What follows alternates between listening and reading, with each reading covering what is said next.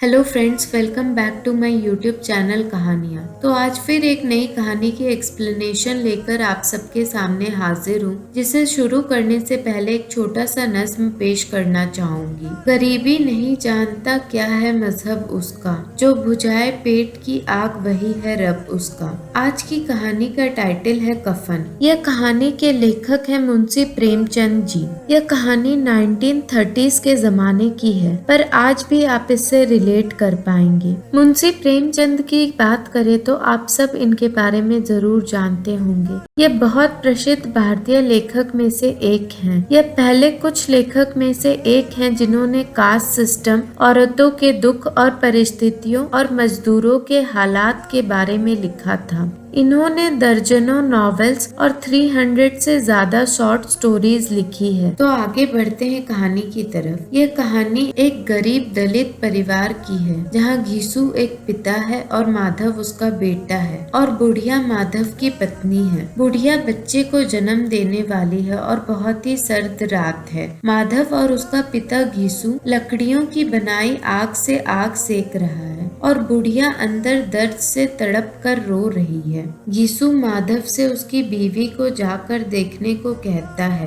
क्योंकि शायद उसकी बीवी बचेगी नहीं। उसके आवाजों से वो काफी दर्द में लग रही थी और एक दिन पूरा ऐसे ही दर्द में बीत चुका था। इस बात में माधव बड़े ही बुरे अंदाज से कहता है, अगर मरना है तो अब तक मर क्यों नहीं जाती, और मेरे देखने को उससे क्या मतलब है, और बस अपनी जगह पर बैठा रहता है। माधव का पिता घीसू उसे उसकी बेरहमी, वो भी उस औरत के लिए जिसके साथ एक अच्छा साल उसने बिताया, इस पर सवाल उठाता है। उसे इतना दर्द और तड़प में देख न पाने का कहकर माधव चुप हो जाता है। दोनों बाप और बेटे बहुत ही गरीबी की हालत में जीते थे। वह काम भी अच्छे से नहीं करते थे और बड़े आलसी भी थे। कुछ दिनों के अनाज का खर्चा निकल जाने के बाद वह निखुट्टू की तरह घर पर ही पड़े रहते थे। दोनों मिलकर एक इंसान का काम करते थे और कोई उन्हें काम पर रखना भी नहीं पसंद करता था। उनके पास कुछ मिट्टी की कढ़ाई के अलावा उनका कहने को कुछ नहीं था। रद्दियों में बस खुद को ढक अपनी जिंदगी चलाते थे। कर्ज में डूबे उन्हें कोई चीज की चिंता भी नहीं थी। वह इतने ज्यादा गरीब थे कि उनसे पैसे वापस कभी न मिलने की उम्मीद में भी कभी कभी लोग उन्हें कुछ रुपए दे देते थे। आलू के मौसम में वो आलू निकालते खेतों से और वही खा के अपना गुजारा कर लेते थे। कभी कभी बस गन्ने का रस पीकर भी रह जाते थे।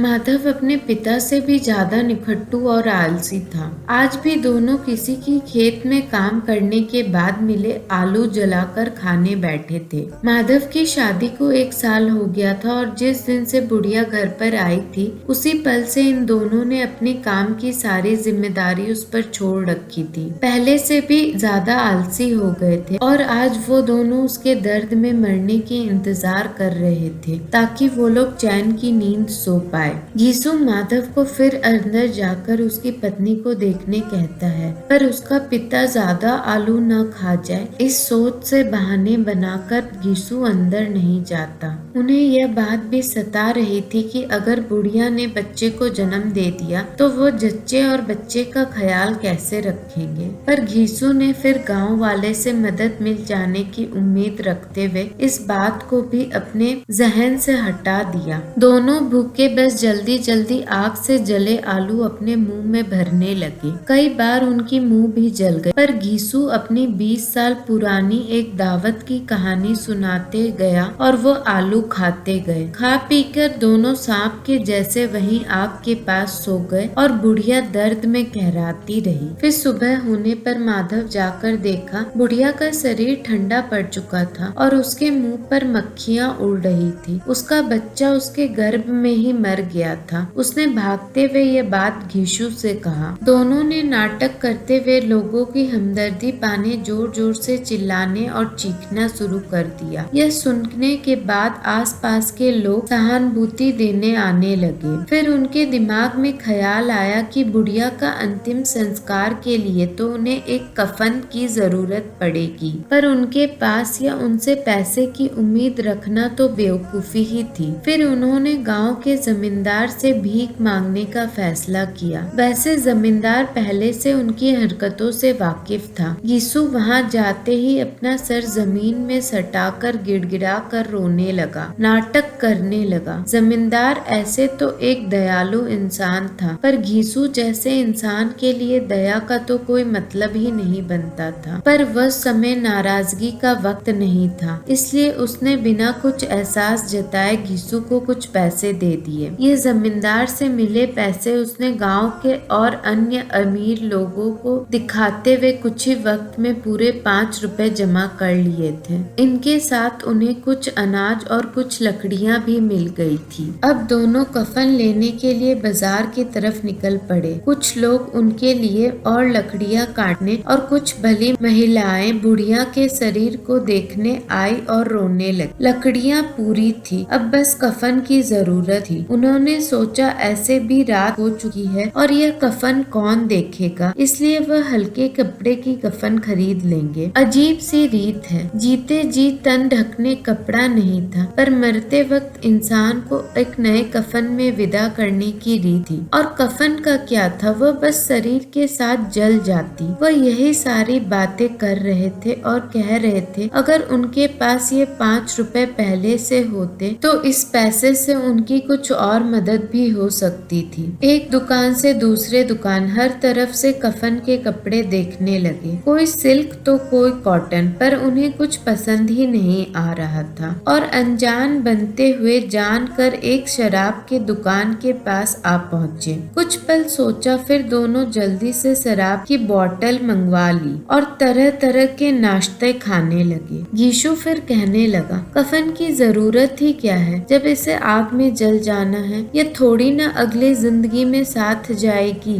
माधव ने आसमानों की तरफ देखते हुए इसे दुनिया की रीत कहा और बोला ऐसे ही तो नहीं लोग हजारों रुपए पंडित के पीछे खर्च करते हैं, और हमें क्या पता हमारे साथ क्या जाए क्या ना जाए। घीसू ने इसे अमीरों के चोचले बताकर बात घुमाने की कोशिश की। फिर माधव ने बोला वो लोगों को क्या जवाब देंगे। फिर घीसू ने बोला वो कह देंगे उनके पैसे चोरी हो गए और फिर उनसे पैसे मांग लेंगे। दोनों हंसने लगे और अलग अलग बातें करने लगे। कहने लगे मरते वक्त भी बुढ़िया ने उन्हें दावत दे डाली, उसे जरूर स्वर्ग मिलेगा, क्योंकि मरते वक्त भी उसने भूखों का पेट भर दिया और ना जाने क्या क्या। फिर अपनी बेवकूफियों और नादानियों में माधव ने घीसू से सवाल करते हुए बोला अगर उनके मरने के बाद स्वर्ग में बुढ़िया उनसे कफन के लिए सवाल करेगी तो। इस बात पर भी घीसू ने उसे फिर से लोगों से पैसे मांगने का बोलकर चुप करा दिया। शराब के नशे में दोनों बस बुढ़िया के लिए अच्छे शब्द कहते रहे, कभी ये कि उसे उसके दर्द से छुटकारा मिल गया, दुनिया से मुक्ति मिल गई, और भी अलग बहाने की बातें। फिर माधव जोर जोर से रोने लगा और घीसू ने एक बार फिर माधव को समझा दिया। फिर अचानक दोनों गाने लगे, सब उन्हें देखने लगे। फिर सारे शराबी गाने और नाचने लगे, झूमने लगे, उछल कूद करने लगे, जब तक सारे बेहोश ना हो गए और कहानी बस यहीं खत्म हो जाती है। तो फ्रेंड्स, आज की कहानी की एक्सप्लेनेशन आपको कैसी लगी मेरे साथ जरूर शेयर कीजिएगा। मेरी मानिए तो मैं इस कहानी को 5 में से 4.5 स्टार्स की रेटिंग दूंगी। यह कहानी गरीबों के दर्द की है।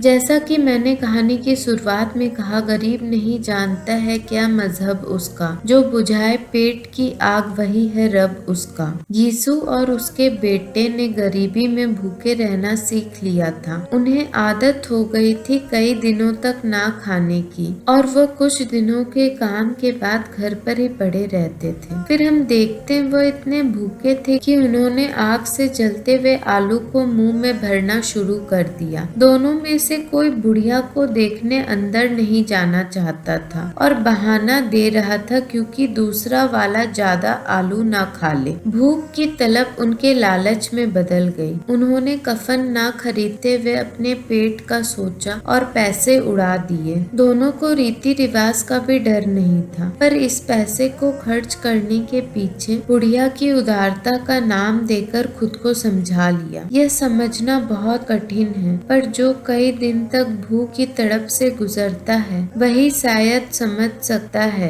कि पेट की आग और गरीबी के आगे कुछ न था। अगर आपने मेरी पूरी एक्सप्लेनेशन को सुना है तो बहुत बहुत शुक्रिया। अगर आप ऐसे ही एक्सप्लेनेशन सुनना चाहते हैं तो नेक्स्ट वीडियो जरूर देखिए। अगर आप चाहते हैं कोई स्पेसिफिक स्टोरी की एक्सप्लेनेशन सुनना तो मुझे कमेंट सेक्शन में जरूर बताइएगा। फ्रेंड्स, आई रिक्वेस्ट कि आप मेरे चैनल को ज्यादा से ज्यादा सब्सक्राइब करें और अपने दोस्तों और परिवार के साथ शेयर करें। Goodbye and take care friends.